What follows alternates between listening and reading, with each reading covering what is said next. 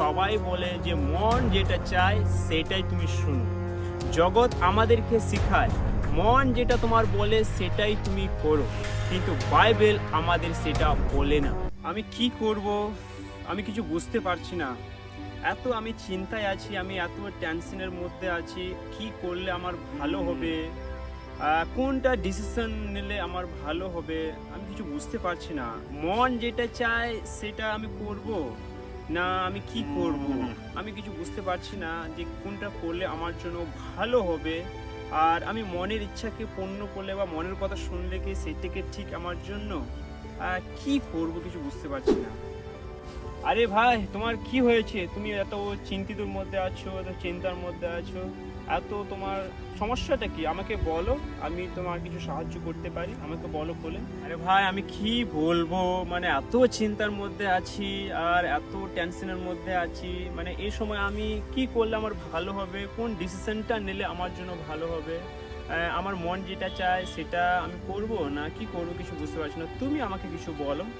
আরে ভাই, তাহলে তোমার এটা চিন্তা, মানে তুমি টেনশনের মধ্যে আছে, তুমি কি করবে সেটা বুঝতে পারছো না। আমি তোমাকে বলি একটা বিষয় নিয়ে, মানুষরা অনেক কিছু তোমাকে বলবে এটা ওইটা, কিন্তু আমি তোমাকে একটা উৎসাহ দিতে চাই বা পরামর্শ দিতে চাই। সেটা হচ্ছে তোমার মন যেটা বলে, তোমার মন যেটা বলে তুমি সেইটাই করো। তোমার মনের ইচ্ছাকে পূর্ণ করো, মানুষের কথাকে তুমি বাদ দিয়ে দাও।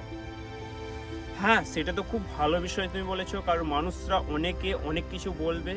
হ্যাঁ, মন আমার যেটা চায় সেটা যদি ইচ্ছাকে পূর্ণ করে, এটা ভালো বিষয়। তো তাহলে আমি আমার মনের কথা শুনবো। ঠিক আছে ভাই, খুব ভালো।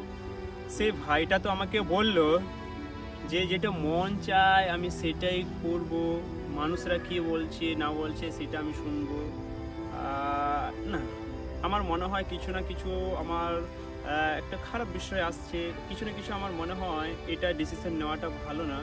আমি তো ঈশ্বরের সন্তান, আমি তো বিশ্বাসী, তাহলে আমি এরকম করব কেন? আমি যাই ঈশ্বরে, যা দাস রয়েছে তাদের কাছে যাই।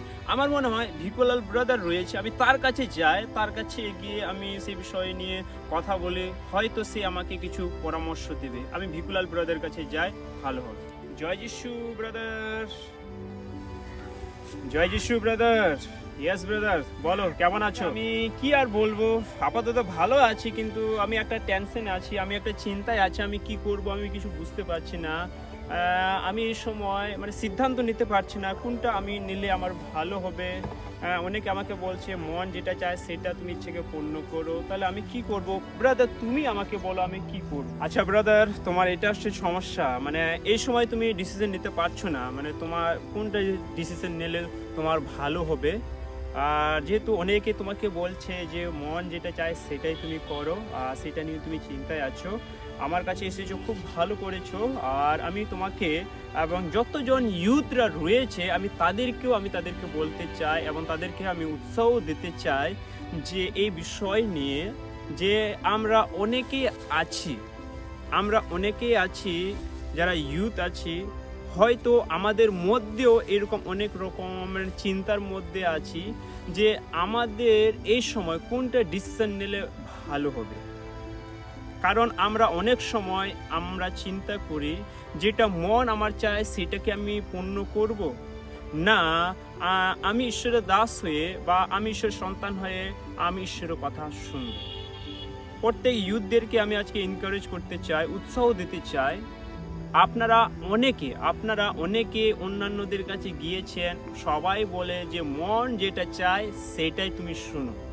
জগৎ আমাদেরকে শেখায় মন যেটা তোমার বলে সেটাই তুমি করো, কিন্তু বাইবেল আমাদের সেটা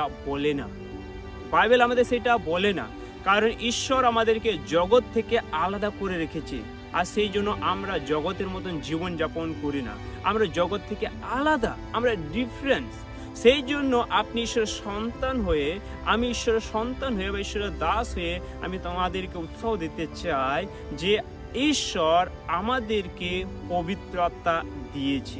হ্যাঁ, ঈশ্বর আমাদেরকে পবিত্র আত্মা দিয়েছে, আর সেই পবিত্র আত্মা আমাদের মধ্যে আছে। কারণ তিনি বলেছেন তোমরা হচ্ছে ঈশ্বরের মন্দির, আর সেই মন্দিরে ঈশ্বরের আত্মা বাস করে। সেই মন্দিরে ঈশ্বরের আত্মা আছে, তাহলে ঈশ্বরের আত্মা, পবিত্র আত্মা যদি আমার মধ্যে থাকে, তাহলে আমি কেন আমার মনের কথা শুনবো? আমি কেন আমার মনের ইচ্ছাকে আমি পূর্ণ করব? কারণ যারা পবিত্র আত্মাকে পায়নি, তারা যেটা মন চায় সেটা তারা করে, আর সেটাই তারা গাইডলাইন দেয়, আর সেটাই আমাদেরকে বলে। কিন্তু আমরা যতজন খ্রিস্টান রয়েছি, আমাদের মনের কথা এবং মনের ইচ্ছাকে পূর্ণ করতে হবে না।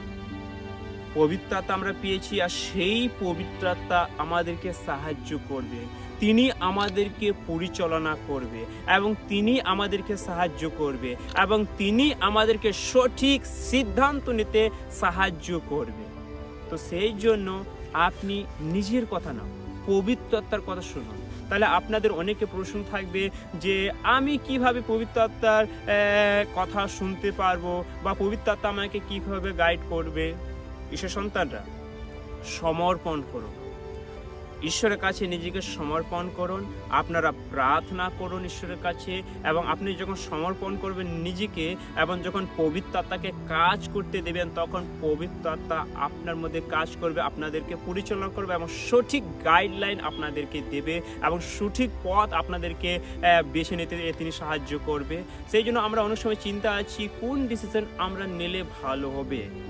পবিত্র আত্মা সঠিক ডিসিশন নিতে আমাদেরকে সাহায্য করবে। সেই জন্য জগৎ আমাদেরকে বলে মনের কথা শোনো, মনের কথা যেটা বলে, মন ইচ্ছা যেটা করে সেটা পূর্ণ করো। কিন্তু বাইবেল আমাদেরকে বলে ঈশ্বর পবিত্র আত্মা দিয়েছেন, আর সেই পবিত্র আত্মার কথা আমরা শুনবো, আর তিনি আপনাকে আমাদের সকলকে পরিচালনা করবে।